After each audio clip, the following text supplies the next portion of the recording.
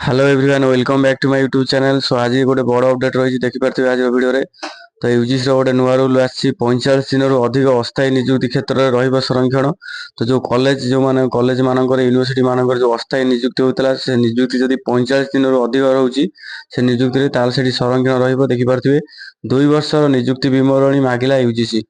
तो 2 वर्ष लाटेस्ट जो नियुक्ति दिया जाए तार विवरणी मागिची देखिपे आप देशर समस्त विश्वविद्यालय उच्च शिक्षा अनुष्ठान होता अस्थायी नियुक्ति में संरक्षण नियम को कड़ाकड़ी करने विश्वविद्यालय अनुदान आयोग यूजीसी पक्षर पुणी थे निर्देशनामा जारी कर जदि कौन से अस्थायी चुक्तिभित्तिक नियुक्ति अवधि 45 दिन ताठू अधिक थाए तेज सेठारे माने अनुसूचित जाति एससी एसटी पछुआ वर्ग ओबीसी संरक्षण व्यवस्था लागू करने बाध्यतामूलक।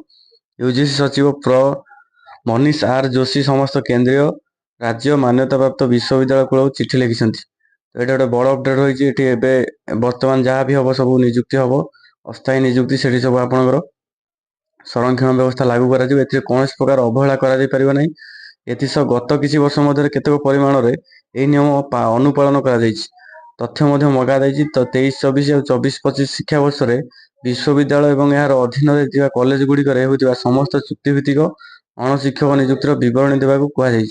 तो ये समस्त तथ्य यूजीसी पोर्टाल अपलोड करने तो यहाँ गोटे बड़ अपडेट। तो जो मैंने कि जो कॉलेज यूनिवर्सिटी मानक आपण मान जो अपॉइंटमेंट होती सब कॉन्ट्राक्चुअल बेसिस कि 45 दिन अधिक तो सेठी हो पारे माने आपणकर नॉर्मल जमती मन इच्छा रखी देते सेमती हेनी आपंकर सब रिजर्वेशन फॉलो हम।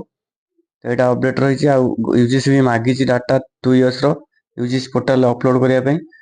तो यहाँ हूँ बड़ अपडेट। सो ये अपडेट पाइबा चैनल को लाइक शेयर और सब्सक्राइब करूँ।